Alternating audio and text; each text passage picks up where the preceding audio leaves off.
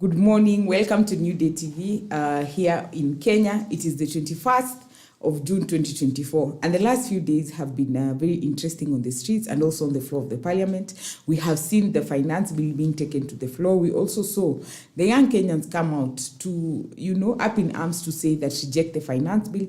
But fortunately or unfortunately, depending on which side you are supporting, the bill sailed through. And here with me this morning is Philip Mwangale and Linda Gichohi from KICTANet, who will be joining us later in the show. But Philip is not new here. He is an advocate of the High Court, but also a political enthusiast who is going to help us disseminate this. Yeye sio Gen Z, mimi sio Gen Z, lakini we will try our best. We are the millennials who are supporting you from online or from the background. And welcome to the show. I am your host, Chepkoech Towett, here on Sheria Wiki Hii. The tackle. Philip, Good morning. Good morning. How are you? I am fine, thank you. Ulikuwa street? Nilikuwa streets za aina tofauti. Philip. Sikuwa za hii hukuwa mwanasiasa hii uache tafasali. No, but I was in town on Tuesday. So there's this thing that has been going around, people being called out for not saying reject finance bill. I saw a joke by someone that hata kama you're having breakfast and you want to take photos, una take photo ukisema enjoying breakfast while rejecting.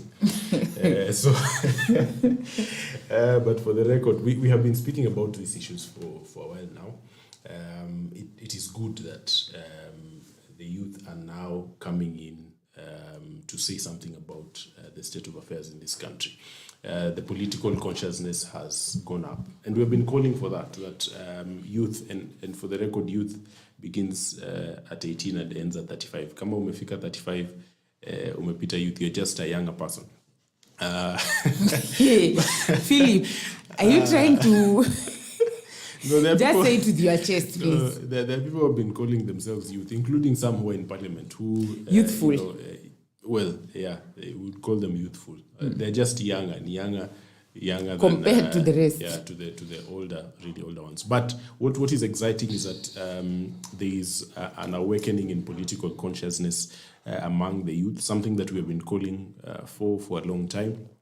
It has been unfortunate over the years that young people, youthful people, have not been engaging in governance. They have not been voting. They have not been calling out and keeping government accountable. So this is a good thing.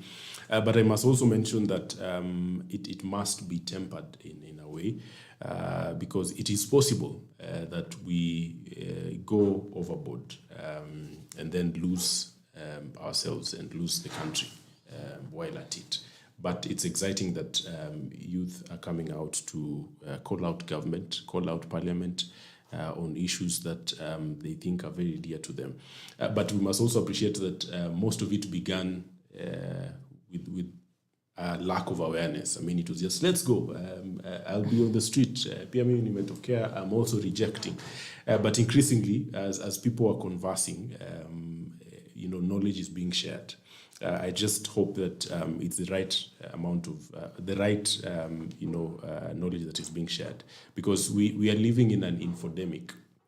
That means that we have an avalanche of information, and when you have that state of affairs, you will have malinformation, you will have disinformation, and you'll have misinformation. So those three things are bound to happen, and we've seen them happening across board. You had misinformation about the finance bill coming from parliament and government, and they have contributed to this.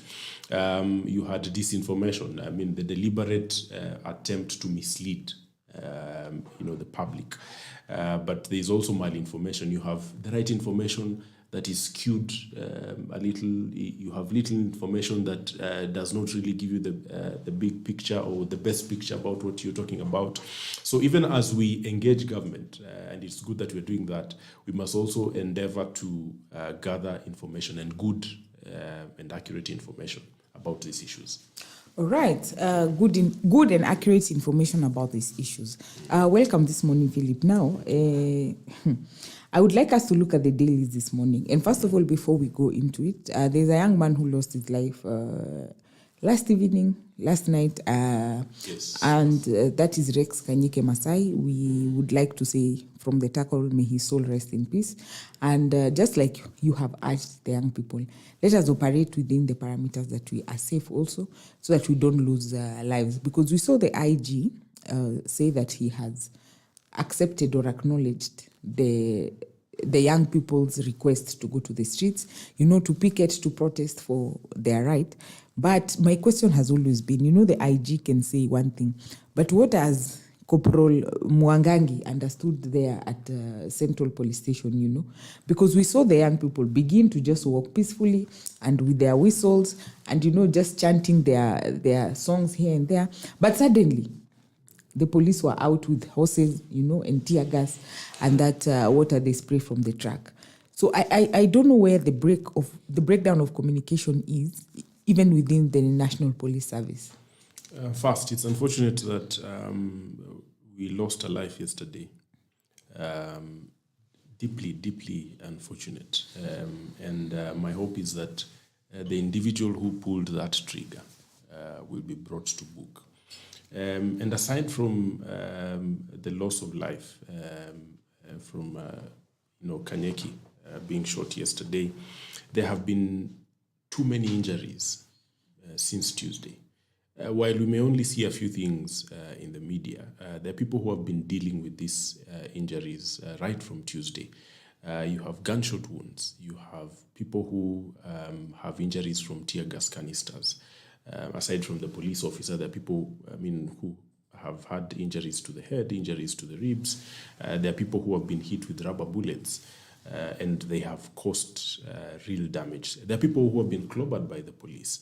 Organizations such as IMLU, the Independent Medical Legal Unit, Amnesty, IJM, and other organizations under the auspices of the Police Reforms Working Group and so on, have been dealing with so many cases. If you asked them, they will tell you they have probably dealt with close to 100 cases of police brutality. Police brutality should not be excused anywhere, not just in Kenya, but anywhere in this world. So it is not a preserve of these protests.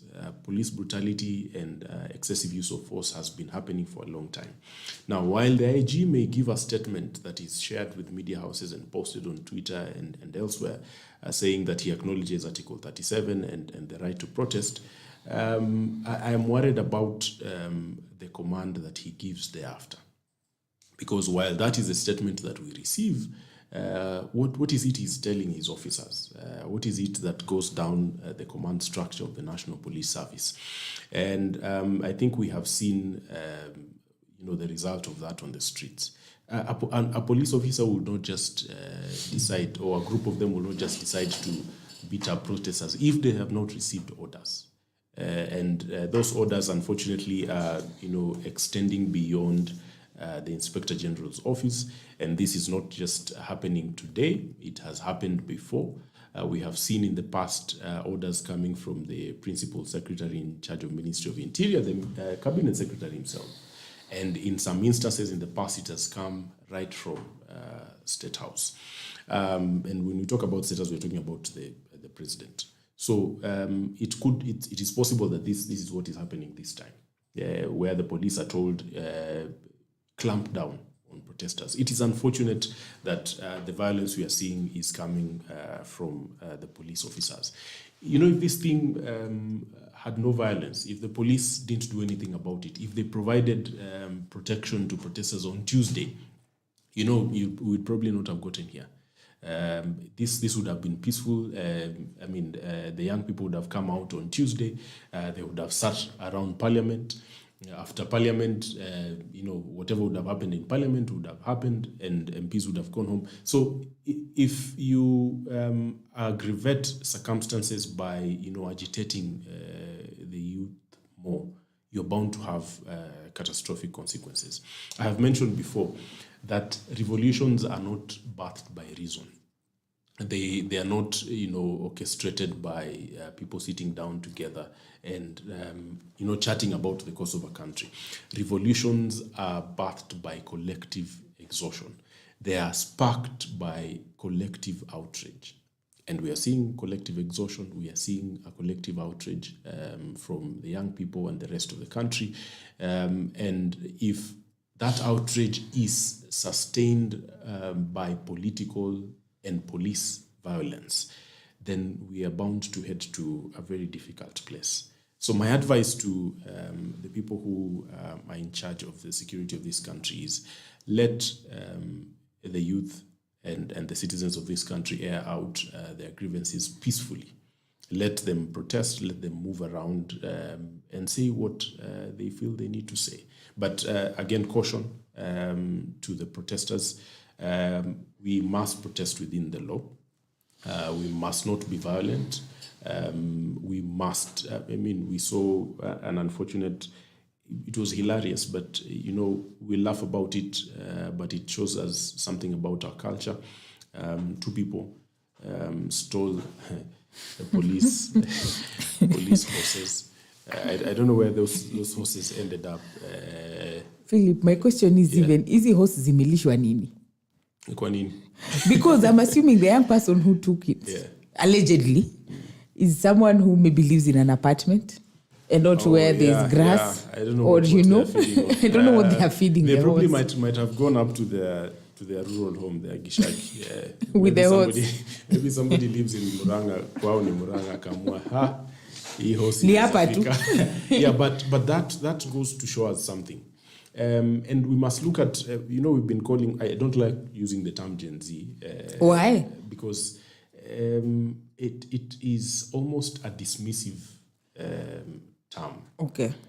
You're dismissed as Gen Z. There was a time we were dismissed as millennials. These millennials don't know what they're talking about. And even those before us were dismissed as people of a certain generation. So I would not like to lump people in a category called Gen Z. But I want us to really go back to the case of Ian Njoroge. Yes. When Ian Njoroge assaulted a cop. We dismissed it. We laughed about it. Those who stood with Ian stood with Ian. Those who stood with the cop stood with the cop. Those who stood with the law stood with the law. But I think that was a pointer to where we are as a country. Now, we must appreciate a few things. Government influences parenting. Government influences social issues. Those who were adults and were parenting during Jomo Kenyatta's regime had a different way of parenting. Those who were oppressed under Daniel Moi's regime parented differently.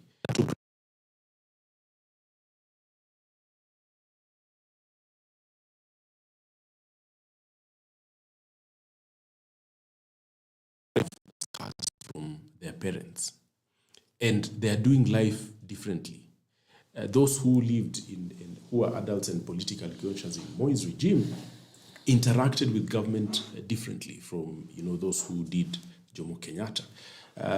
Parents in Moi's time would tell you can't question them, because that is what they knew best. You cannot question government. If you question government, then you'd probably lose your life or you'd be maimed. And they transferred that to parenting. So children who grew up, at the height of Moi's regime and onwards to the end. Philip, that is us. That is us. Yeah, I'm talking about us. You can actually tell. You could not talk back to your parent. What your parent has said is law. What they have said you will study is what you study. Then you had, parents who were parenting at the height of Mwai Kibaki's regime. They were a little laid back because, government was also laid back. Government was not as oppressive. The economy was working. Exactly. That generation of parents has given birth to the adults we have today. Now, there was a transition between Kibaki, because Kibaki did not govern for a long period. There was a transition to Uhuru's regime. Again, now you had parents who had probably given birth during Kibaki's time, now raising teenagers during Uhuru's regime. Uhuru's regime was a vagabond regime. It was a government that was looting, and it was you for yourself and your family, and the rest of the people can take care of themselves. It was in terms of looking at values, it was a laissez-faire government. That was also transferred to the teenagers who have, grown up in Uhuru's regime. There was a lot. I mean, if you have people in government leading by intoxication, and I've mentioned this here before, you can really tell what example they are giving to not just the parents, but the younger generation. It is no surprise that those who have grown up in Uhuru's tenure are now coming out and telling the government, you don't tell us your government. What are you telling us? Don't come to me telling me you are a police officer. If you're on the wrong, I will beat you up. So we have now to realize that there's a direct correlation between how government operates and how we turn up as adults. There is a direct correlation. So I was mentioning the case of Ian Njoroge, that you have a young person beating up a cop. Not just one, it's not just one blow, but seriously. A thorough beater. Yeah, it tells you something about that generation. That you have people who don't really care much about consequences. And you can see it in the protests, even today, or the protests that we saw yesterday and on Tuesday. There's a theme. You see, the older generation, those who maybe say 28 and above, there's some sense of self-preservation. You would go to Mandamano and we hear gunshots and people disperse, tear gas, and you regroup before you. But this is a generation that has very little in the way of self-preservation. So you will shoot at them, but they will come at you. The tear gas will be fired at them, but they will tell you, give us new flavors. This is not enough. You see, those are the realities. Those are the realities of this generation. And as a government, as a generation that is parenting, you don't deal with them as you dealt with people in the 90s. Cannot work. You can't say, come tomorrow, we will show you what you're about. You have to engage them. This is a generation that wants to be heard because their parents have not been present, listening to them. They have been busy chasing money and busy chasing, careers. They want to be heard. And the fortunate thing is that on this issue that they are speaking out about, they have to be heard because these are issues that touch on them directly.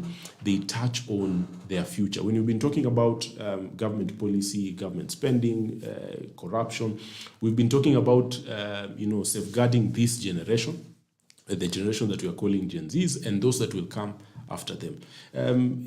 The country will be left to people eventually. Those who are in their 60s will fade away. Those who are in their 30s today will also fade away.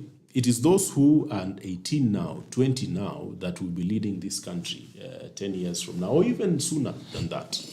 So we have to address these issues. For me, there is an opportunity here, and speaking to parents today, there's an opportunity here to salvage a generation. There's an opportunity here to speak to a generation. They have come out and they have said, we are ready to be engaged. We are ready to engage. The way we engage determines how they appreciate, parenting. Some of them are parents, by the way, the Gen Zs. What kind of parents do we want them to be? What kind of citizens, what kind of leaders do we want them to be? This is an opportunity not just to engage on the finance bill or on the budget, but to also engage a whole generation. All right. Thank you, Akili, for a very insightful opening statement. But also, as we were as the members of parliament were voting in the House, did you see any surprises? What were your expectations, by the way? And were your expectations met? But before you come in, why I celebrate Gen Z this morning is the past few years we have seen people label Gen Z all manner of names, lazy, they don't like working, and all these other things. But for the first time, they have come out to show that if you don't change things, we will also take matters into our own hands, and we know what is happening, and we are going to stand up for what we think is right. And for me, that has shown a whole different aspect of who Gen Z are vis-a-vis what people had labeled them to be, And now, moving to the House and how the House voted. Any surprises for you? I had 2 surprises. In fact, I'm just going to mention them. Mukunji, of the MP of Manyata, Embu, he voted a resounding no. And this is someone who we know is a friend to the president. In fact, to me, that was very shocking. And then Mark Nyamita of Vutiri voted yes. So it was mixed. And there are those that you could tell as they were voting, they wanted to hide their heads because they knew Kenyans were watching and italeta shida. Yes. I was not surprised at the vote. Even those that turned around in the last minute, I was not really surprised because we are used to shapeshifters in Parliament. And going by some of the statements, some of the submissions I heard from some members of Parliament, a member of Parliament, I'm forgetting who, but it runs across their submissions. One stood up to say, we should vote no for this finance bill because Gen Z are saying it is not good for them. That is madness. If you have been elected as a member of Parliament and you are discussing a bill, whatever kind of bill, not just the finance bill, and you stand on the floor of the House and you say, by the way, we should vote no because Philip has said no. Outside there. Yeah, but what is your brain telling you? You were elected because you had a brain. What are you saying? There's a point where you can side with protesters outside, but where is your brain? So there are people who voted no just because those are protests outside. But if you let them sit down on their own, they will do a different thing. The other unfortunate bit that I saw in Parliament yesterday is, by the way, without the protests, if the National Assembly was just to sit on their own, the people who would vote for the finance bill without amendments would be close to 300. That is true. Yeah. But the other unfortunate bit I saw is we didn't see critical discussions on the bill itself. Yes. There are several things that had been proposed that were changed. And they were changed because of public pressure, which is good. But then there are other things that were proposed that were not discussed at all, which was unfortunate for me in my view. I have also seen something around these discussions on the finance bill. There's a member of Parliament, unfortunately, there's a member of Parliament who comes from some region in Mumias. The people who voted for him know who I'm talking about. But there's a member of Parliament who thinks that the finance bill is the budget. That is a member of Parliament. I would excuse, somebody else outside Parliament, but I don't get it. Philip, you are at odds. I don't get it. But that is the cross we have to carry. We elected these individuals. If, by the way, if we elected proper people in Parliament, we would not even have these outrageous proposals in the finance bill. We would not even have the outrageous proposals in the budget. And one of the things that I need to mention is we have this outrageous finance bill because we have a joke in the budget. We have a budget that is really, really extravagant. And because you have an extravagant budget, the government has to find ways of funding that extravagant budget. And because we don't want to take any more loans, that really is not very true because we are taking more loans. We have to take more loans either way. But we have to find a way of plugging the deficit in the budget.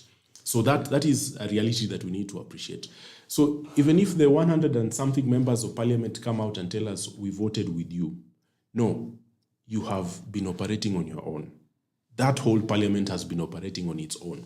If the 100 and something people were doing their job right from 2022, we would not have been where we are today. we would have cut down expenditure. Parliament itself, that National Assembly, has close to 6 billion in expenditure for 1 year. That group of 300 and something people, together with a few people who work in Parliament, will use that much money. So members of Parliament, the whole lot of them are being dishonest. And I would really wish that Kenyans see through that mask, because it's possible. Let me give you a scenario. Say the finance bill falls today. On Tuesday, Parliament comes and then they say, oh, we have abandoned this thing completely. Let us proceed. That budget will still move as it is. Yes. And that means that government will still need to find that money. To finance that budget. We have seen the National Treasury come out and say they are proposing cuts. Now, their proposals are laughable because, number one, the President's Office has a proposed budget of about 4 billion. His Executive Office, State House, 7 billion. The Deputy President's Office, 4 billion. Deputy President, I will insist, we were here talking some time back about the functions of the Deputy President, Principal Assistant and assigned duties. Those two roles, 4 billion shillings in 1 year. You have the Prime Cabinet Secretary gobbling up about, is it 3 billion or so? That office alone for bogus expenditure. Now, that budget will go through. But the proposals that are coming from Treasury, they're saying in case you don't pass the finance bill, then these cuts will happen. State House, the President's Office will lose only 500 million shillings. Deputy President will lose only 500 million shillings. Yet the education system is going to lose more. That will be the biggest hit.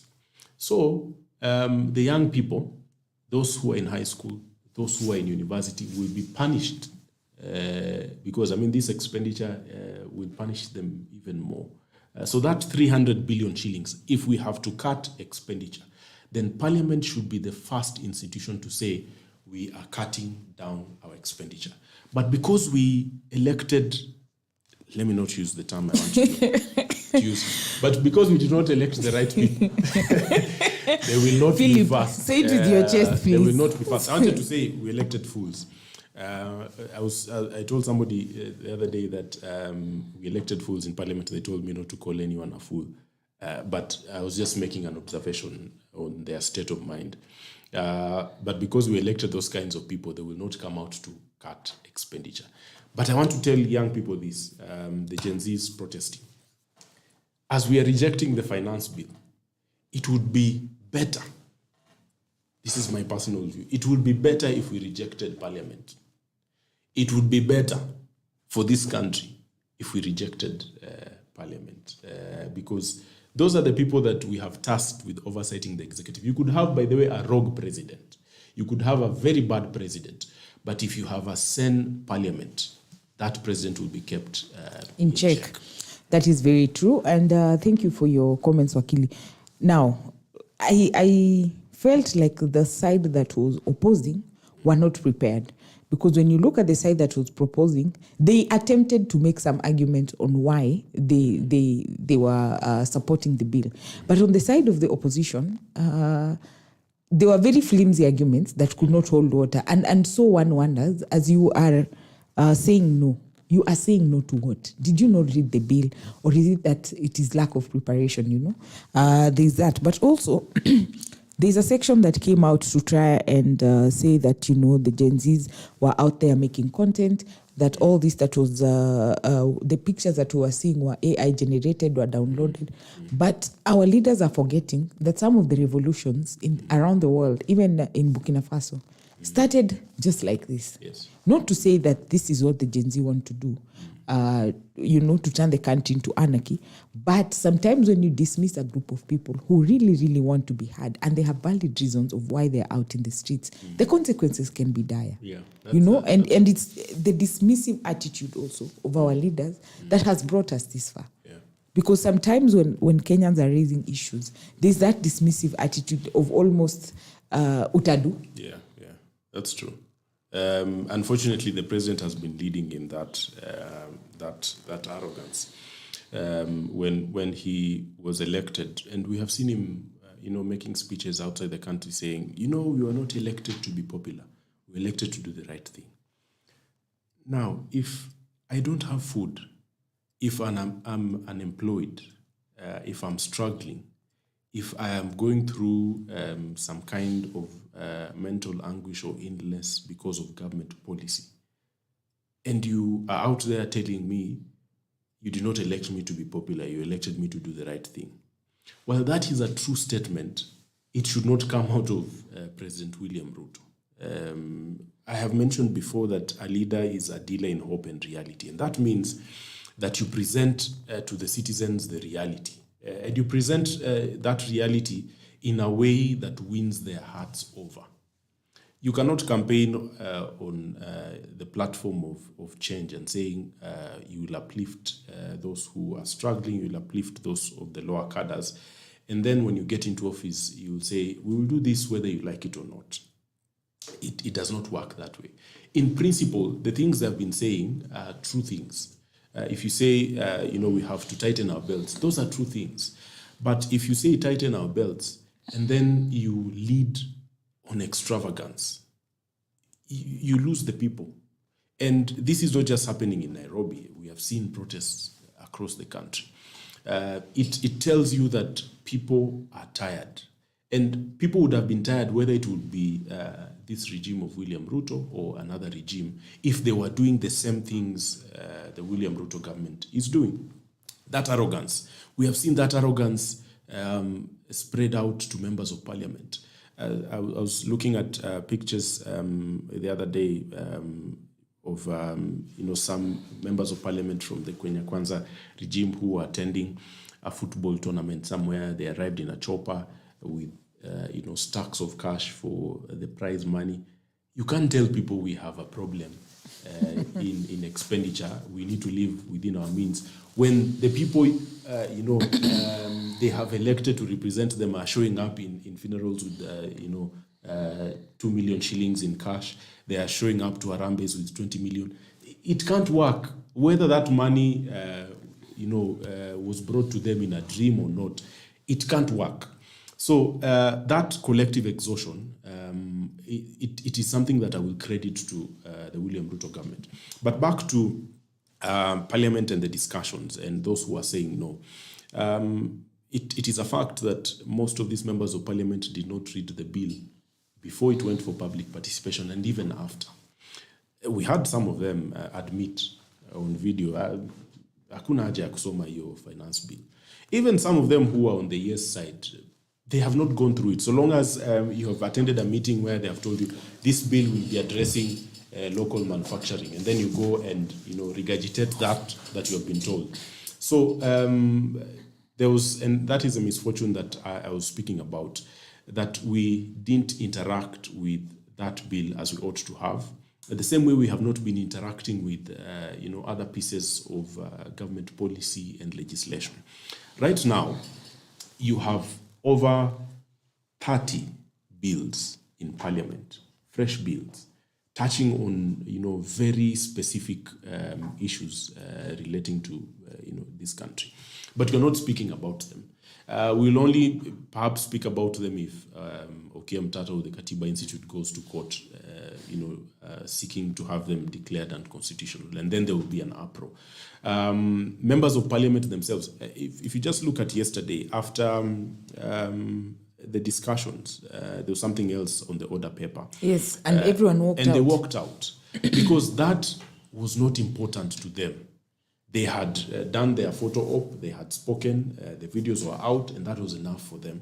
You look at Parliament, the National Assembly, on an ordinary Tuesday or Thursday. There's no one sitting There's no in one the in chambers. Parliament. They are out there attending, this funeral, this, so that is the kind of government that we have. But most important, because if this turns out to be a revolution,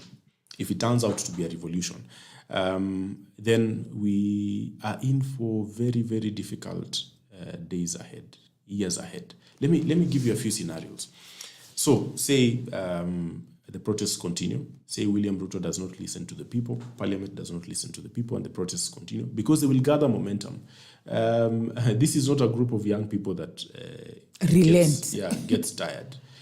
They might have begun, and by the way, this is the truth. They might have begun, most of them might have begun without knowing what they were agitating for. Because, I mean, and you would ask them and they will tell you, by the way, tukianza hii kitu, we saw it, somebody had posted, they were going and we went. Because of government policy that discourages private enterprise and, good working environment for businesses, you have many of them unemployed. So they saw it on TikTok. It was just like a trend, the dance challenge, they get ready with me, whatever. And they went. But in the midst of their being involved, they got aware of what they were and got to learn why they were there. Why. And some of them are even speaking more eloquently on these issues than their older siblings, than elected representatives. But these are not people who get tired. Yesterday, some of them camped in town, Nairobi, I think up to morning. Even the older joined later. The older guys who have been demonstrating in the past, ikifika 6 p.m. tumeenda mtaani. Yeah. But this is not a generation that relents. The more you show them that you don't care, they are out also to prove a point. They will tell you, we are here. Katambe. So if William Ruto does not listen, if they go ahead with the chest thumping and they pass the finance bill, one of the things that will happen is the protest will go on. They will likely turn violent. That is, unfortunately, they will likely turn violent. You will see young people getting into government buildings and critical infrastructure. What that will attract, it will attract the full force of the police. We know what that means. There will be several deaths. The deaths will further aggravate the protesters. Even those who don't want to come to the street will now come out. You will see something about, this, if things cool down, you will see the solidarity around the funeral arrangements of Kanyeki. You will tell me when that time comes. But after people have now moved into government buildings, critical infrastructure areas, the police come in with the full force of the law because anyway, they are there to protect those critical installations. It will get to a point where we'll now be speaking about Ruto's government in the past tense.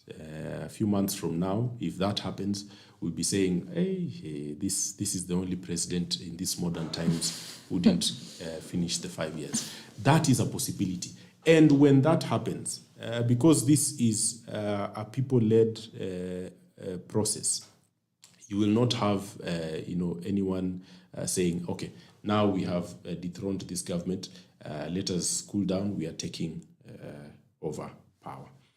Revolutions, even those that we praise, the Arab Spring, the Chinese Revolution, the French Revolution, revolutions don't end well. No, they don't. They don't end well. And it takes a very long time to build up a country. And recover. Exactly. So if the systems we have put in place, if the institutions we have put in place can't address our plight, and it takes a revolution, it will be bloody, by the way. If it takes a revolution to break down those systems, it will take us many years to rebuild that systems because one of the things that will happen is, by the way, it's not like William Ruto does not have a following even now, even with these rogue policies.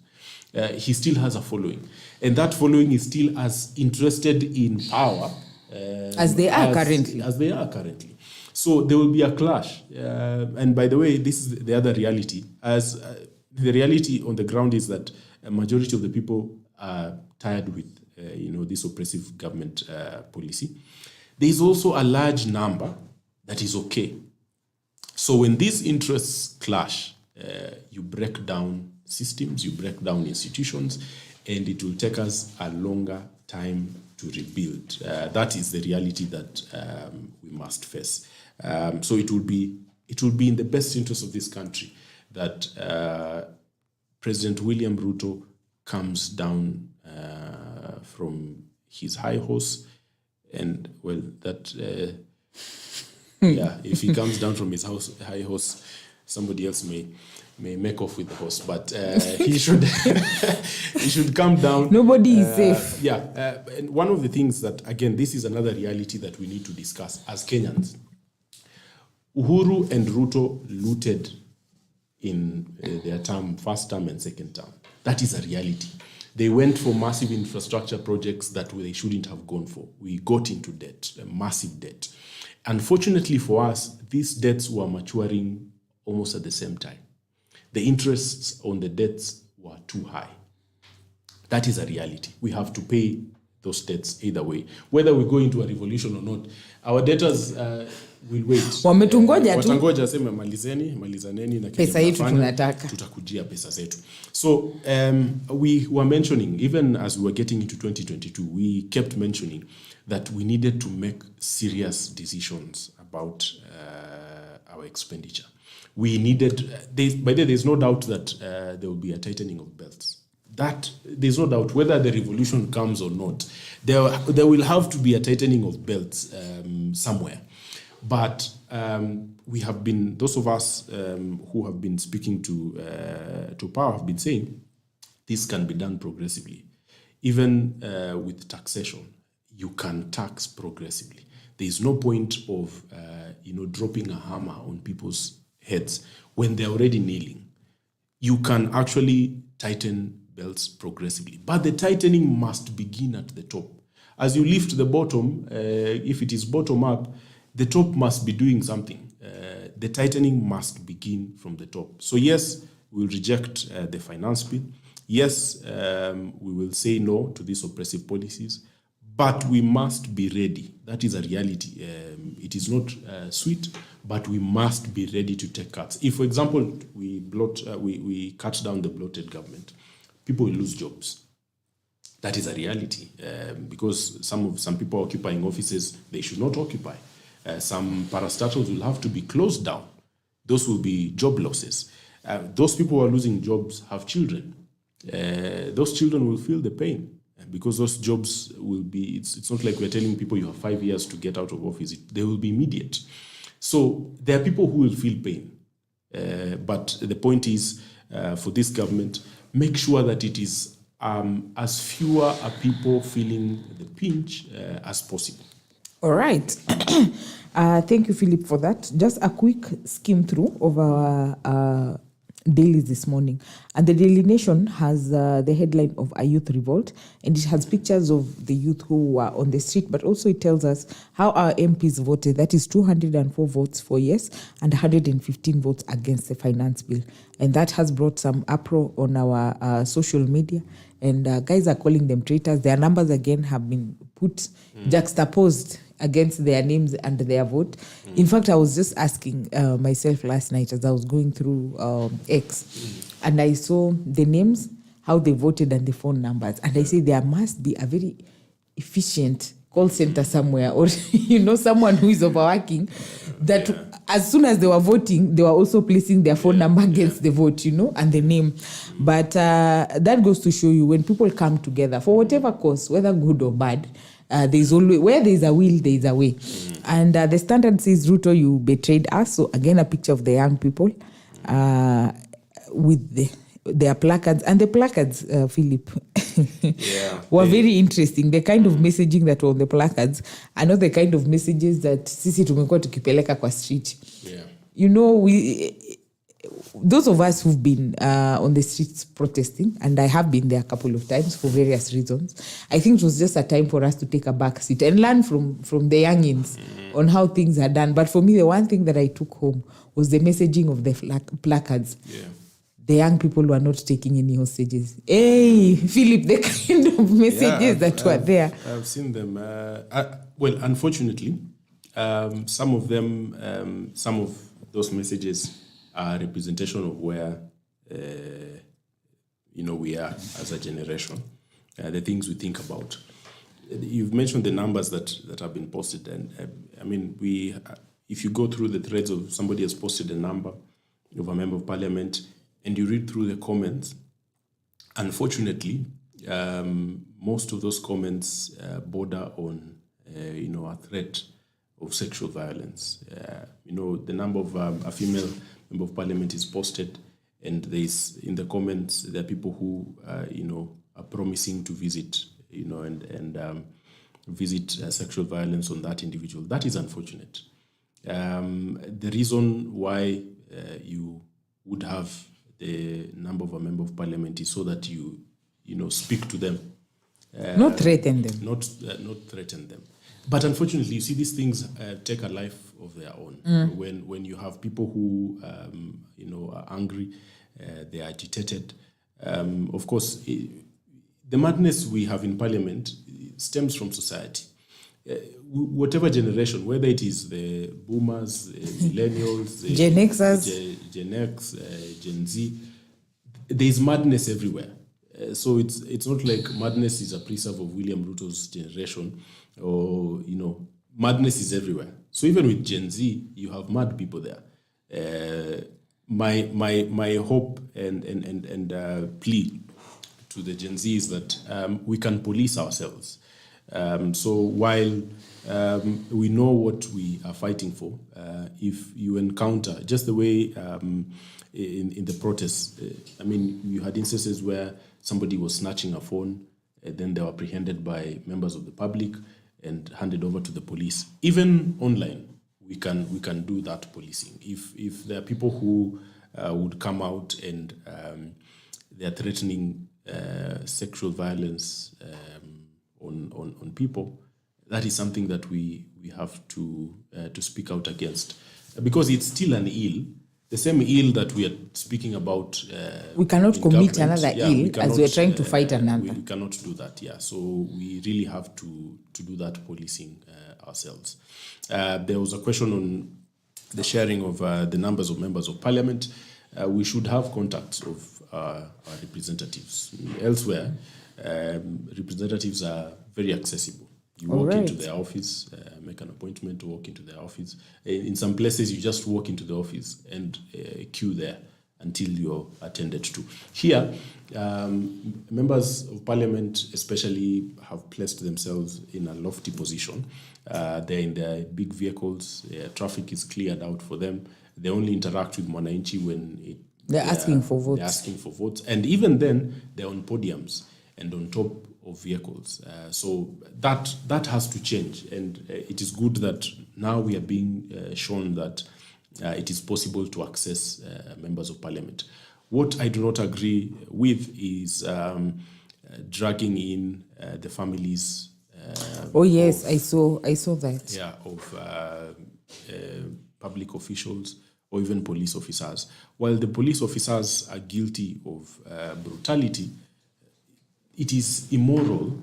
It is very immoral to share the personal information of a police officer's child, and even where they go to school. Yeah, in fact, that was very heartbreaking. That is not just illegal; it is immoral, and we must speak out against that.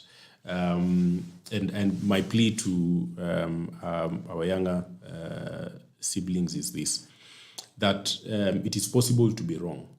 It is possible to be wrong, and when you are wrong, it is good that you accept that somebody points it out to you. They are not saying that you are an evil person.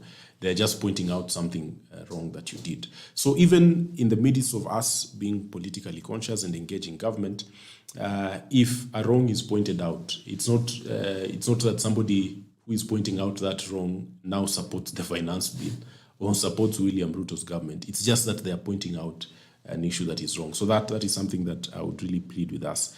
But when it comes to families of these public officials, you may feel justified that this is a member of their family. They are also part of this corruption. But some of these people are acting on their own volition. Yeah. In fact, most of their family members may not agree with the things they do. But it is illegal and it is immoral to share the information of personal or the members of families or public officials. For the public officials, you can have access to them. I mean, they are there because they wanted us to have access to them. But when we start, going beyond, hiyo ni kuvuka mipaka. All right. Now, on to the business of the day. Our topic this morning is data protection. So amidst everything that was in the finance bill or is in the finance bill, most of the issues that Kenyans were up in arms against. So that was the increase of the bread prices, the motor vehicle tax, the M-Pesa levies, and all these other things that were have since been retracted from the finance bill. There remains one component that is very key, that is very detrimental, even to the gains that we have made as a country. We have come from so far where even the repeal of Section 2A of the Constitution was not something that, our parents dreamed could have ever happened. And we came out of that. We got a new constitution in 2010. And now some of those gains that we have made are being threatened under this finance bill. One of the greatest conversations around the finance bill also is around the Data Protection Act and the access of KRA to our personal data so that they can, see whether umekuwa ukilipa ushuru ama umekuwa ukifanya maneno yako. Yes. But also, before we get into that, Philip, this question of KRA wanting to access our financial transactions.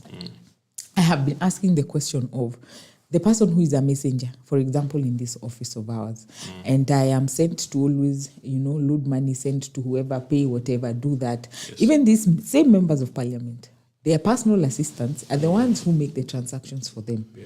It is not the members of parliament that will send money to X person, X funeral, X hospital, to pay a hospital bill. So when you have access to that person's data, what does that mean? Because KRA will now look at you and say, you, Chepkoech, you have been transacting 1 million a day, yet it is not my money. There's that part. But also, what are the implications? What did the Data Protection Act envision as it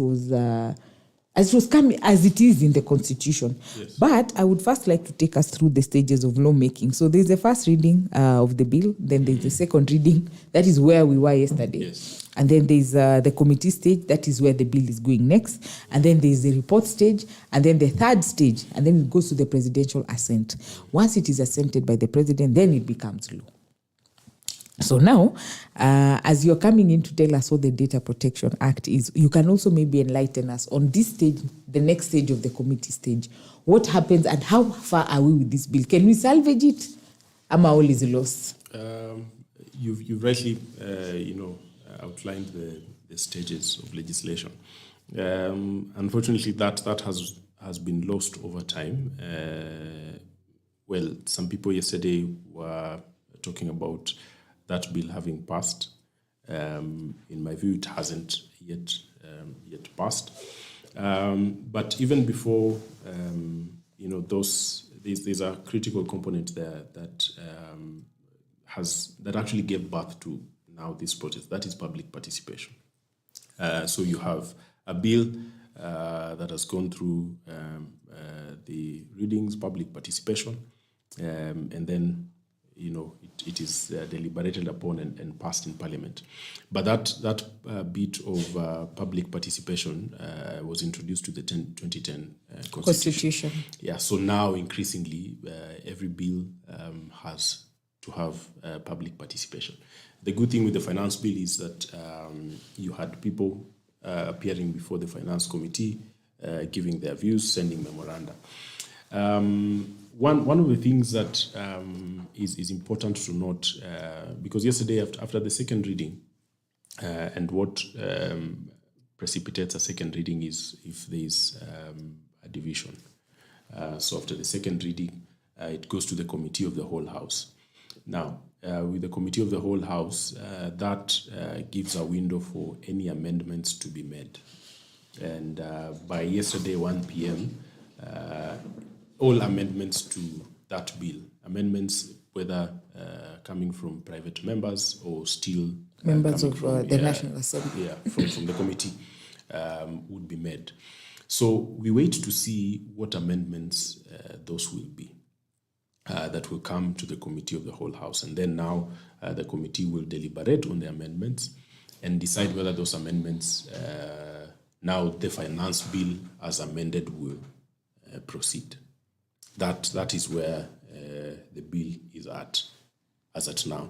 So on Tuesday, the amendments will come in. Those amendments will be discussed. I don't foresee that there will be many because there were so many amendments that were done after public participation. And then after that, the whole House will make...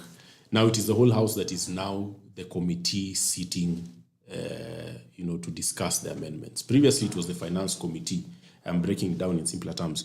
Previously, it was the Finance Committee, a group of a few people that sat down. In fact, there are 14 members. Yes, that sat down to deliberate on the amendments and proposals from the public. Now, the whole House will be sitting as a committee, and that is why it's called the Committee of the Whole House. They will now discuss those amendments. So those members of parliament who are against the bill, I hope that they have forwarded their proposed amendments to the bill. Because the truth of the matter is these members of parliament are not opposed to everything in the finance bill. And the truth of the matter is something has to pass. Something has to pass. Before the June 30th. Yes. Well, if it does not, then...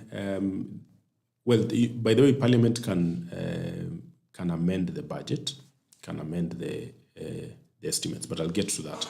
So anyway, we are there with the finance bill. So on Tuesday, those amendments will come. If they move very fast, then we are likely to have the result of the process on Tuesday. That is as far as that goes. But then, one of the things that we have done wrong, unfortunately, Parliament has done it. No one has called it out except Senator Okiya Omtata, who has a petition filed in court. The finance bill should come after Parliament has deliberated on the appropriations bill. Now, the appropriations bill is what carries basically the budget. The way you'd have your list of expenses for a month or for a year, or for a day, because there are those who have for a day.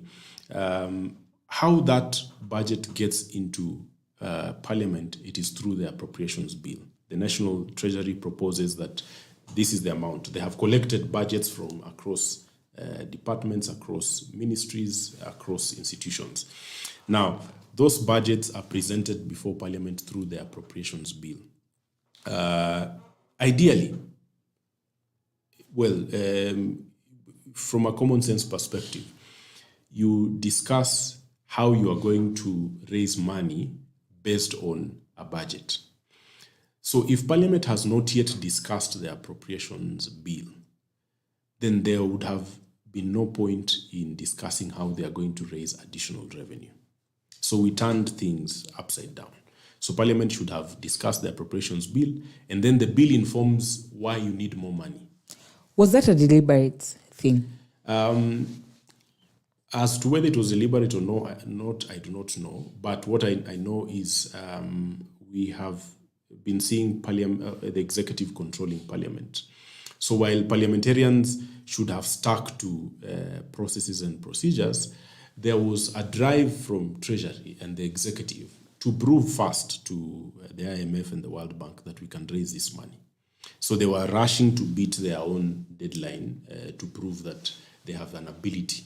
Because once they prove that they have the ability to raise the money is released. The Finance Act is passed, then the monies are released. So there was that rush from the executive. So I think, it could have been deliberate. But the process has been mixed up. But one of the things that I think I appreciate during this period is now we are discussing the legislative process. And issues that affect us directly. Exactly. We should not squander that opportunity to discuss these processes. I hope that with this momentum that we have gathered, we also discuss the budget, the appropriations, because those amounts that I was mentioning, once they are passed by Parliament, you have no way about it. If I was given 4 billion shillings, you'll have to give me 4 billion shilllings. Because that is what was passed. That is what was passed. And for you to give me 4 billion shillings, KRA must collect, that amount of money. The problem is with that budget. The problem is with that appropriations bill. And I wish that Kenyans accessed it. And it's a simple document, and it has been laid out very plain. There's an office, there's the amount they are estimated to use, and the reason has been outlined there. Those who are have more time and have more knowledge in finance would actually go to the website of the National Treasury and download the Treasury books. The books. The books now are detailed. If it is expenditure in the office of the president, now they are outlined salaries, all those things. And they're bulky, by the way. I can imagine, because the finance bill that I was even reading and gone through extensively was 363 pages. Yet, Treasurer was even saying that's the simplified version. So you can imagine if you have to go through the whole thing. Yeah. So for those who have the financial literacy or even interest, and time, you can download the books and go through each item. But if you do not have the time, that appropriations bill is a smaller document, and it explains a few things in summary. I would really hope that Kenyans really look at that appropriations bill. We have reserved the role of legislation and oversight to Parliament, but they have shown us that they're not up to the task. They can't do the job. So for the books, download them at Treasury. For the appropriations bill, you can access that bill on Parliament's website. I don't know whether it's up now. I had a story yesterday that it had been crashed. Yeah, the website apparently was not working. Yeah, but you can access it there. We'll keep sharing these documents on social media and elsewhere, so that we have the political consciousness is informed by knowledge. Knowledge is very important. All right, knowledge is very important. But Wakili, before you go on, we have talked about the public participation. Yes. And this is not the first time this conversation is coming up. But now what has come out is the threshold for this public participation. Exactly. Because Philip Mwangale might decide as the governor of Kakamega that he is bringing all his relatives there to sit and take pictures, and that is called public participation. Or also, you sit, you actually give your thoughts and your views, but they are never recorded and they are never taken into account. You know, even how when you take views of people, at the end of the document, you can come and say, Law Society of Kenya said this, UN Women say this, and all that. But sometimes it is, I think, in only the finance bill that we never see those public participation views put in the document for us to see. So the industry said this. Why did you go against it? The expert said this. Why did you go against it? That's important. For a long time, we've held that public participation must not just be done. It must be meaningful public participation. What defines meaningful is the intended consequence of whatever policy or legislation that is intended for public participation. So, for example, if you have legislation in the county assembly, and the law says that you have to have, for the national level, you have to call for public participation in a newspaper of national circulation. But you see, national circulation, what does it mean? How many people buy newspapers today? So the Daily Nation may sell in Turkana and Kilifi, but how many people are accessing, the newspaper? I think there's need for amendment of that law. But then what that means is, if you are legislating for national matters, the call has to be nationwide. With the finance bill, one of the things that I was very uncomfortable with is the fact that the finance committee was only sitting in Nairobi, and the highlight was Nairobi. What should be happening is, because the National Assembly is constituency-based, let us have public participation in every constituency.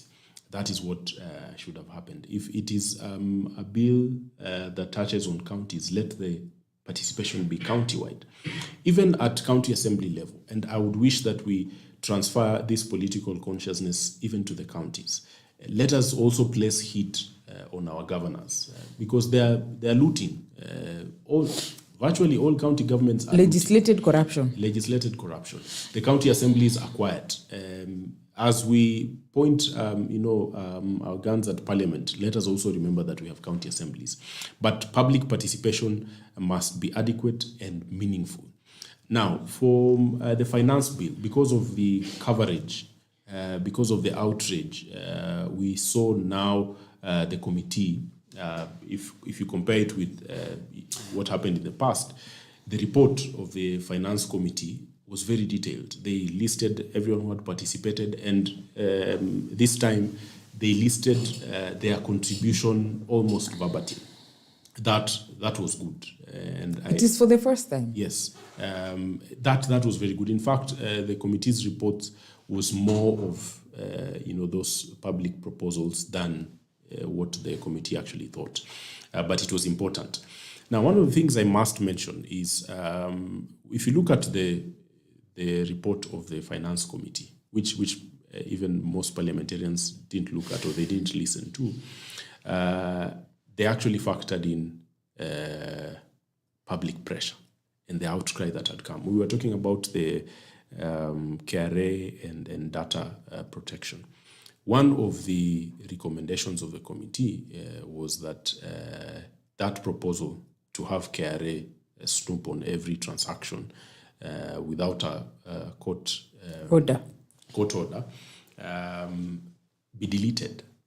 But you see, it was lost in the noise. But they actually listened and agreed that clause 61, which was proposing that KRA proceeds, does not take effect.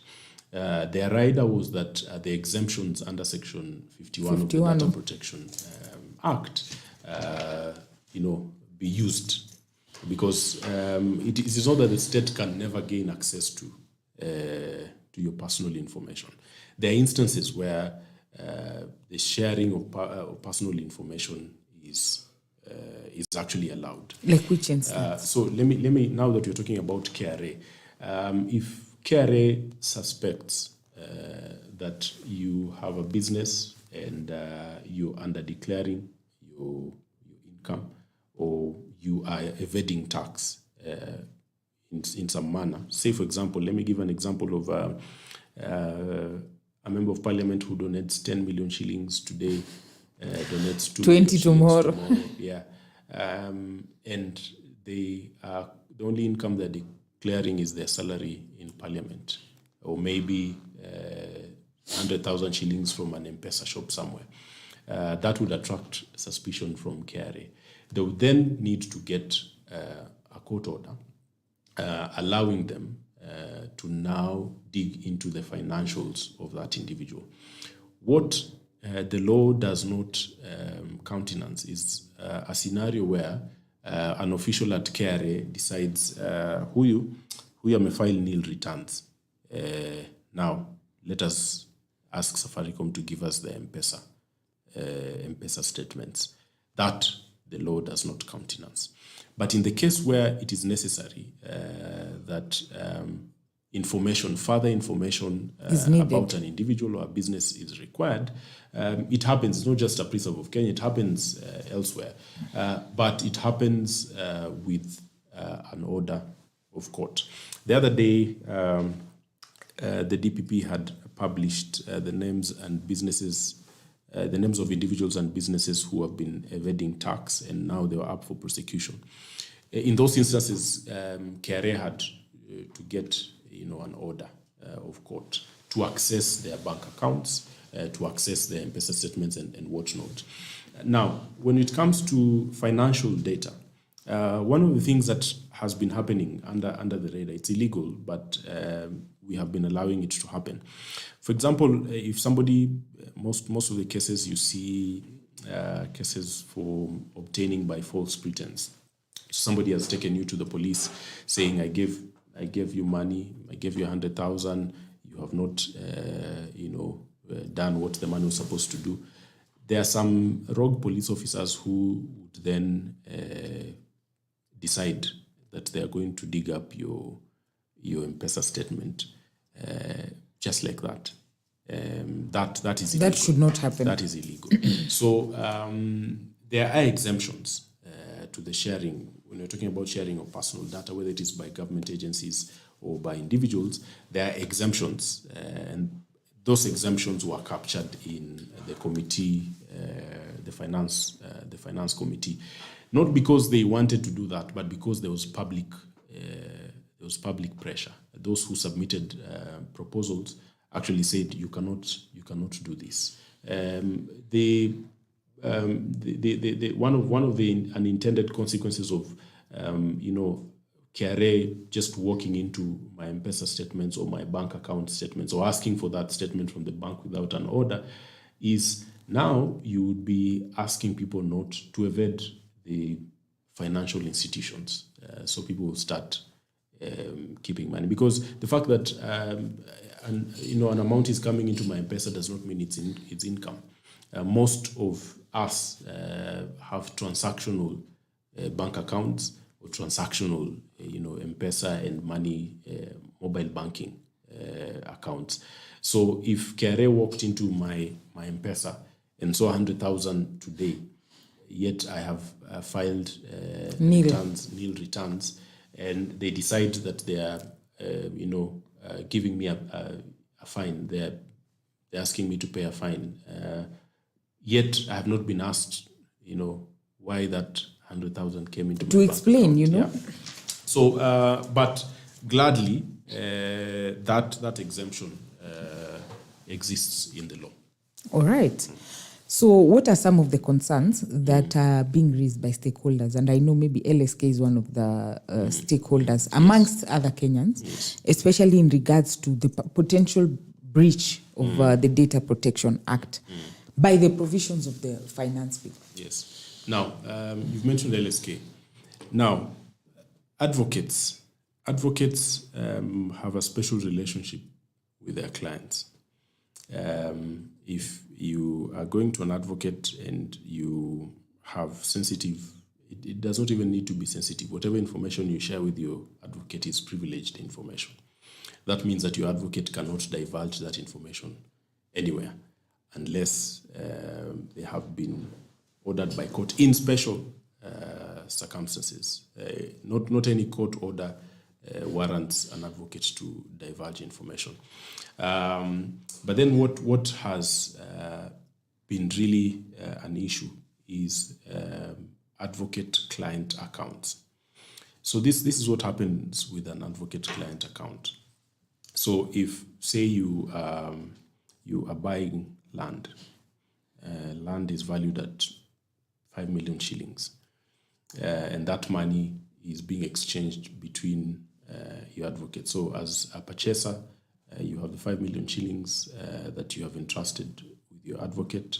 The buyer also has their advocate. Before that money reaches the buyer, it is kept somewhere. All monies that are meant for clients, and the law says, all monies that are meant for clients, advocates are required to operate client accounts. You don't mix that money with your money or your business money. So client money goes into client account. Now, if you want to open the lid to find out what is in the client account, you are actually opening the lid of privilege. What you're saying is you can actually get information that relates to my client without the client consenting. And that is a violation that we cannot agree to, because the very fact that you trust an advocate with sensitive information, even that money is sensitive information.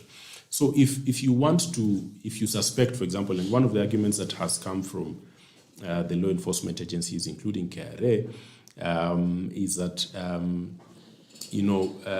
most individuals are hiding their money, their loot under with advocates. It is very easy to take care of that. There is an anti-money laundering legislation in place. If you want to look at money laundering, then you can follow the individual. But to use a few advocates who have been enabling money laundering, and that is a fact that you have advocates and lawyers who have been enabling money laundering, to use that as a statistic to now infringe on client data, because it's not just money. You're looking at too many things when now you start invading that privacy. To use those few individuals as a statistic to then now violate the rights of Kenyans who have entrusted their issues with advocates is really to go very far. We are not the first country that has advocates with client accounts. Elsewhere in other jurisdictions, I'll take an example of the United States.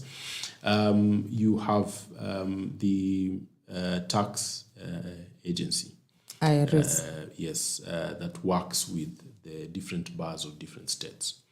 They do not infringe advocate-client privilege and confidentiality.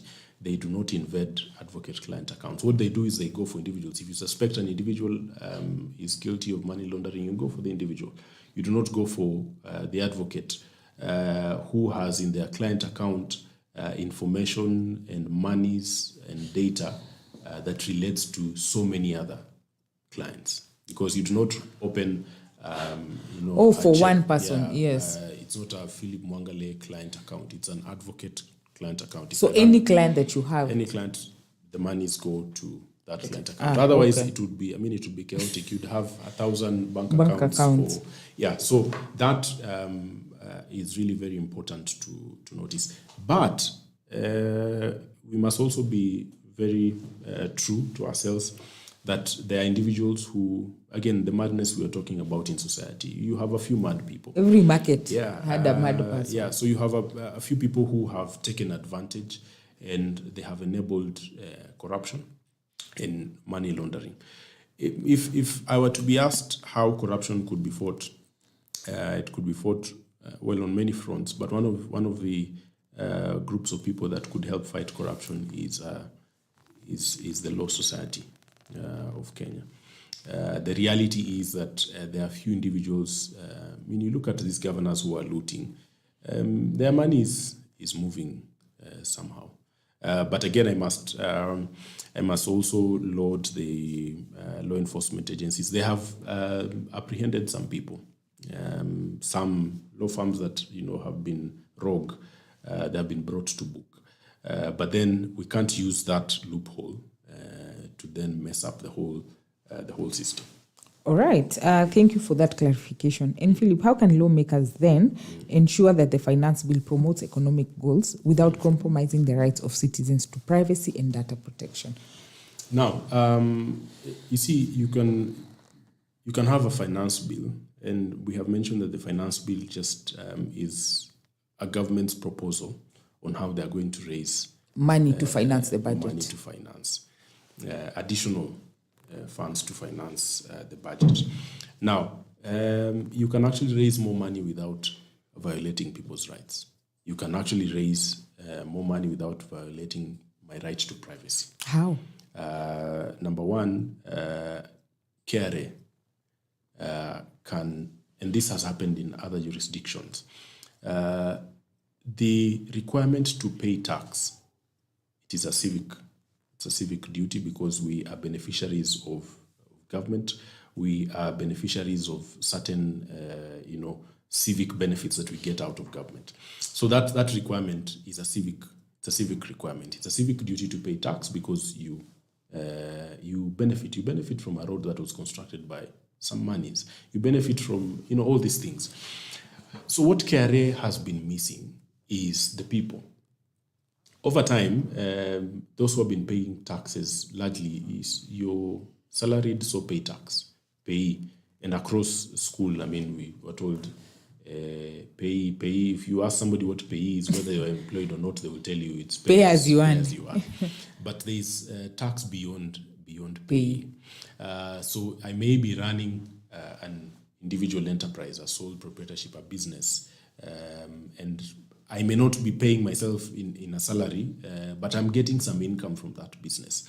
So education on tax. And why tax? Because we imagine that everyone knows why they should pay tax. That has been a missing piece with KRA. I would give you an example of Uganda. There was a time Uganda was struggling. The URA was struggling with raising taxes. and they got a commissioner who understood, the place of education. And, if we are talking about community policing, then I think that would be community taxation. So they came up with a mechanism where they went to the villages, spoke to the people about the need to pay tax and how that tax would be used for their benefit. Well, unfortunately for us, our tax is used, it is like you had said, very luxuriously also. Yes. So while we are asking KRA to, partner with the public, there's also the bit of expenditure, how that KRA is not responsible for expenditure. They are only responsible for collection. But even then, that bit has to be addressed. You can't collect where there is no knowledge. So speak to the people, tell them this is how your tax will be used. Educate more on taxation beyond payee. Because if you own a business, if you're looking at goods, for example, how much, that taxation informs budgeting and expenditure. One of the things that has been affecting KRA is counterfeit goods. Because if you're talking about VAT on goods, one of the things that the Anti-Counterfeit Authority has been fighting against is that aspect of counterfeit goods. Now, there's the health and consumption risk that comes with counterfeit goods, but there are some counterfeit goods that are actually good. By the way, that is the truth. Philip, which ones were really sure? No, counterfeit does not mean... there's counterfeit and contraband. Those are two different things. They're two different things. Counterfeit does not mean that this microphone will not work because it's counterfeit. It just means, for example, there is somebody who copied this particular brand, and they came up with it, and for some reason, because they are not passing through the correct channels, there is no tax on this good. Now, a manufacturer, for example, a manufacturer who has bought parts or raw materials, some manufacturers benefit from some tax incentives and rebates from government.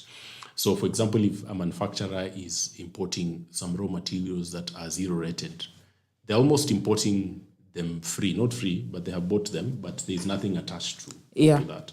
So a charge is placed on the goods they produce, so that you are not just benefiting from incentives free. You're getting profit, but that profit is where now you pay the tax.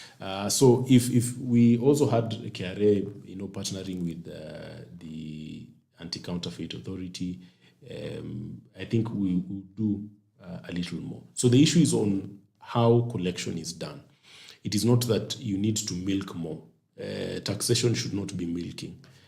You need to speak so that it's like an offering or tithe. Vile tunatoa sadaka. So Philip, the way your fellow Kenyans, do you think they will remove? No, this is it takes time. Number one, number two. We are not very unique people. We are human beings, and if you speak to a human being and you come to an understanding, human beings are prone to being convinced. So you speak to me, and I understand why you need something to be done. I will understand. So Kenyans are not too hard-headed to listen. They only need to understand why the tax is being collected and how the tax will be used. So KRA has to work with these other institutions. And Treasury. But if we are not solving the issue of corruption, I have no incentive to pay whatsoever tax. To pay it. In fact, I would engage in an act of civil disobedience by refusing to pay tax, because you're using my money in an extravagant way. All right. And it is good you have brought out the aspect of civic education, because Treasury, even during this, I can say maybe a month since this conversation began of the finance bill, we have not seen Treasury come out strongly to educate us on why this finance bill, first of all, why it is there, what it is for, and how this money is going to be used, like you said, through the appropriations bill. Because by lack of that, shida ya Wakenya si hata kutoa. You know, it is like when you force someone to do something, most likely they will rebel. Yeah. But if you come, like you've said, and have a conversation to say, look, this is why we need to do this. But again, the same treasury, we saw the PS, Dr. Chris Kipto, put to task by Sam Gituku on Citizen TV to try and explain. Even just, it was one aspect, the motor vehicle tax. And he could not.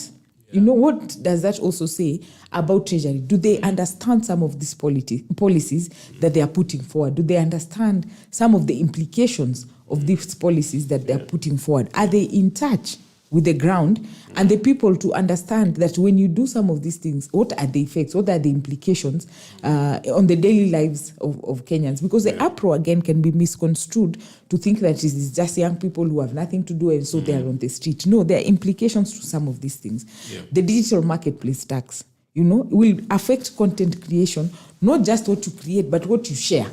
If you share that content and it has made any monetary gain, you will have to pay tax. So that is also double taxation, apart from it being ridiculous, you know.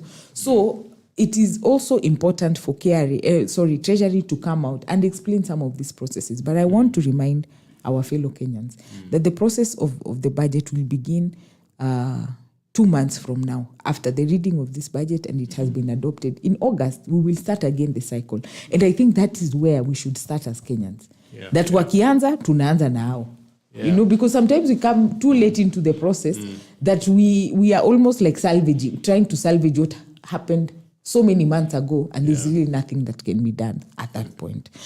And my question to you then would be, what steps are being taken to ensure compliance with the principles of data minimization, purpose limitation, and data security as outlined in the Data Protection Act? Because, Philip, what is this Data Protection Act? Imeimbwa sana in the last 1 week. What is it?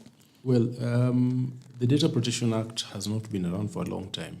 It was enacted in 2019. Somehow we keep playing catch up to the rest of the world when it comes to so many things. And for some time, we didn't think data is something that can be protected. Or can be stolen. Or can be stolen. But when we are talking about enforcing the right to privacy, that had to be an important piece of legislation.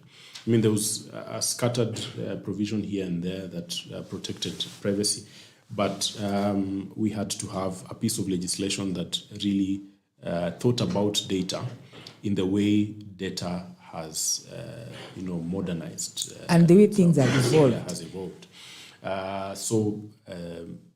Hence the passage of the Data Protection Act. Now, with the Data Protection Act, there is established the Office of the Data Protection Commissioner. Data Protection, ODPC. That office is charged with receiving complaints on data breaches and infringement, whether it is personal, institutional, information, institutional, business, and whatnot. It is also charged with regulating data processors. Now, for a long time, let me give you an example of people who have ran CCTV cameras in their premises. They are actually collecting data. They are processing data. The fact that the videos are being stored, but it was just thought as you have a security measure. Yeah, but you're actually processing people's data. There are people's faces. There are people's images. So how are you handling that data? So if, for example, I have premises somewhere that, a place that overlooks a street and I have CCTV cameras and I decide because I'm the one who is taking those videos, the cameras belong to me, that is my business, I can publish them on Facebook. I put out the video. That there is personal information on there. Most of the time we do not think of our faces as data. It's personal data that you have in other countries like China, for example. The face is very precious and very sensitive. Very sensitive. China has, because it is really an authoritarian capitalist state. The laws are draconian. Yes, and one of the things they use their data for is for financial control. So, for example, your face, if you have been blacklisted, you cannot, you're not as credit-worthy as you ought to be. If your face appears somewhere, it is captured. But that aside, there was need to first make people aware that they are processing data, whether they know it or not, and that they have a responsibility to protect that data. So one of the things that the Office of the Data Commissioner does is to license data processors. So if you are a data processor, you have to have licensing. You have to be a licensed data processor. So that is number 2 function of the Data Commissioner. But one of the important bits is on the receipt of complaints. So if you have a complaint on data infringement, that your data has been, for example, leaked or your privacy shared without your consent, by an institution or by an individual, the first port of call is the Data Protection Commissioner. And we have seen a few rulings that have come out of the Commissioner's office that have, rubber stamped the need for protection.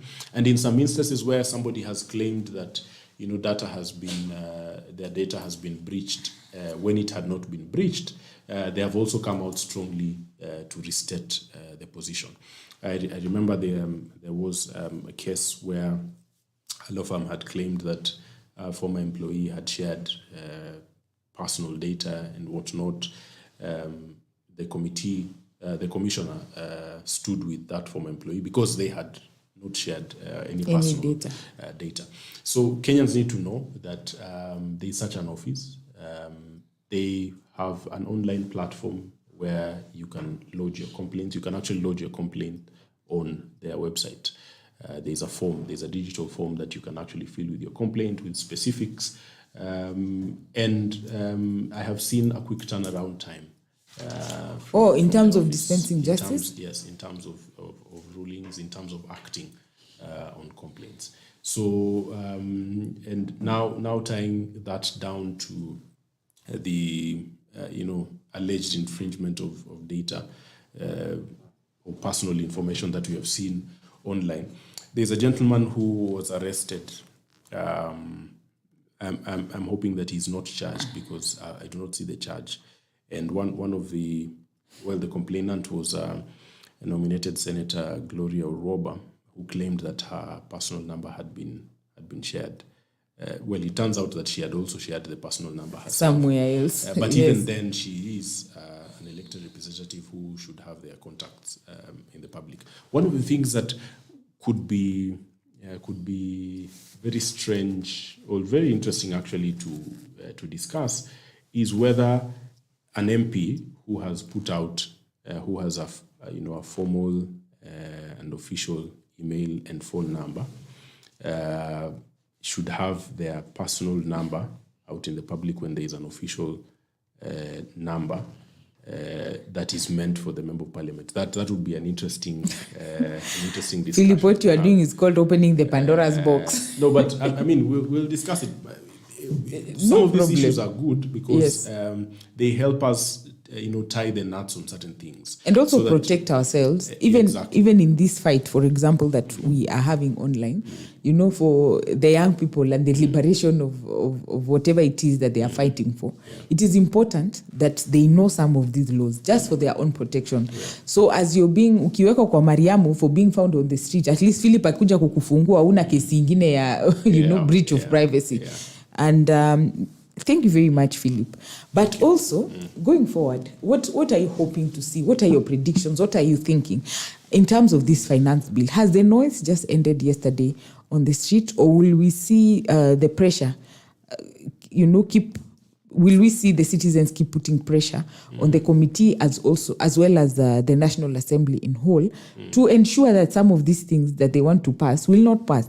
You have just told us that part of the recommendation or report from the Finance Committee was that they have dropped this issue of KRA and data breach. But like you're saying, it might be lost somewhere in a way that if we are not vigilant, again tutapata, it passed. Yeah. You see, one of the things that I've been uncomfortable about, and I've spoken about this, I don't think the Finance Committee should be praised for They were doing their job. No, it's not their job. They came up with these proposals. Yeah. So if you come up with proposals, if you tell me I'm going to beat you up, and then you tell me, okay, sawa, you have expressed your concerns, but now Sitakupiga. I will just pinch you. I can't celebrate you for now deciding to pinch me. You're still harming me either way. And the threat to harm me in the first place came from you. So it's not anyway, yeah. So one of the things that happened, and again, this convolution between the executive and parliament, these proposals ideally come from Treasury. Yes. But we saw the chair of the finance committee, even before public participation, he was moving around, roving around media and houses, I got a chance to talk to him. Defending the proposals. So if you're telling us that these proposals came from Treasury, we are just, why are you defending them in the first place? In fact, Philip, it is funny you bring it up. I got a chance to speak to him over the weekend. Yeah. I was privileged to be somewhere where they were for a couple of days. And I asked him, so you fumbled, what was going on? And he said it in his own words that he realized what he was doing is what Treasury was supposed to do. Yeah, and that is why, after the blend of the bread issue, he decided, you know what, let me take a back step and do what I am supposed to do. And so where I found them, they were now doing what they were supposed to do. Yeah. That was a mistake in the first place. But thankfully, they made that mistake because it exposed the deficiencies we have in Parliament. And how processes should be done. Exactly. Because, if he would not have done that, we would not know where they stood. That is number one. It was a blessing in disguise. It was a blessing in disguise. But there could also be another blessing in disguise for the William Ruto government in the name of these protests. Only if they have the wisdom to lift that disguise. Because William Ruto is not a clean person. He knows that. One of the things that I felt maybe he had his hands tied in the back about was the people that he brought into cabinet. Cabinet today has 85% robbers and looters. That is a fact. If they dispute that, they can follow me and you will explain to them further. Explain to them. But they know that they are looters and thieves.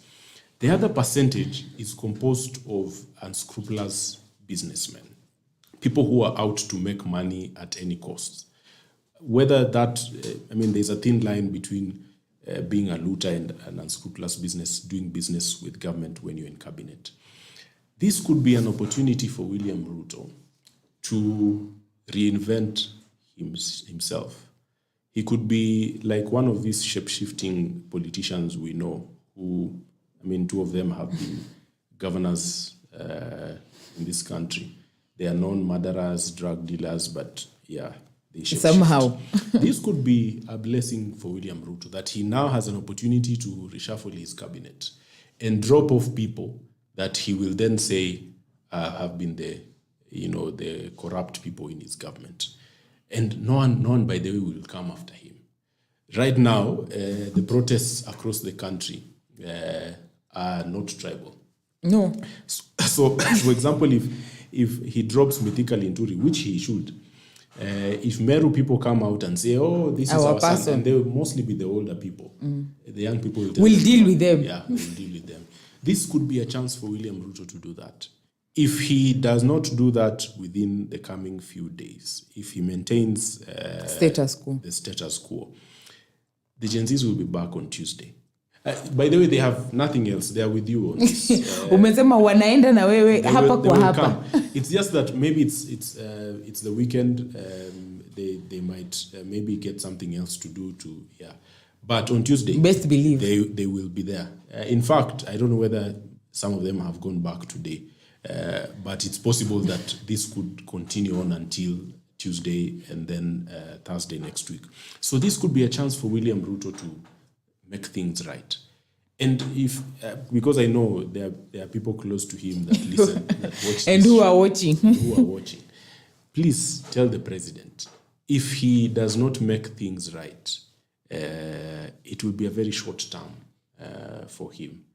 If he finishes this term, he won't come back. well, if William Ruto decided to vie again today, even if all African countries helped him rig, he won't win. So tell the president that this could be, you may have been offered, a cake on a plate. If you can decide to choose it, you can choose to take it or not. But this could be a chance for William Ruto to invent himself, to drop off those people that he, not that he feels have been dragging him, but we feel have been dragging this government down. It is not to say that William Ruto is clean, but for me, if he needs to have a Damascus moment, the light has been shone on him now. You can take it or leave it. If you leave that opportunity, then we are counting the days to the end of the Kenya Kwanza government. All right.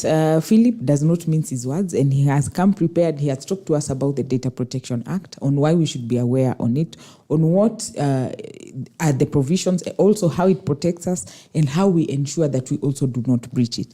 Thank you very much, Philip, for honoring our invite this morning. Thank you too for having me.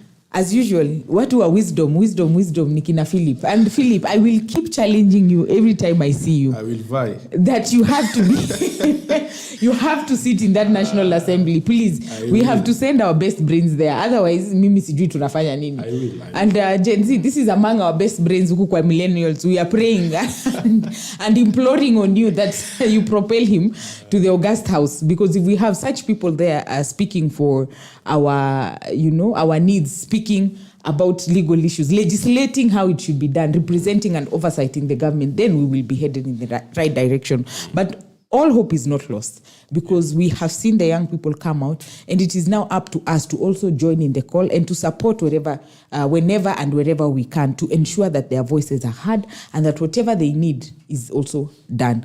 I have been your host, Chepkoech Towett, here on The Tackle on Sheria Wiki Hii. Thank you for joining us this morning. If you have missed this segment of our discussion, do not worry. It will be uploaded on our social media pages. That is New Day TV on YouTube and also on Facebook. Thank you very much. Have a blessed weekend and be safe wherever you are. And Viva Gen Z. Long live the spirit of Gen Z. See you next week. Same place, same time. Enjoy your weekend. Thank you.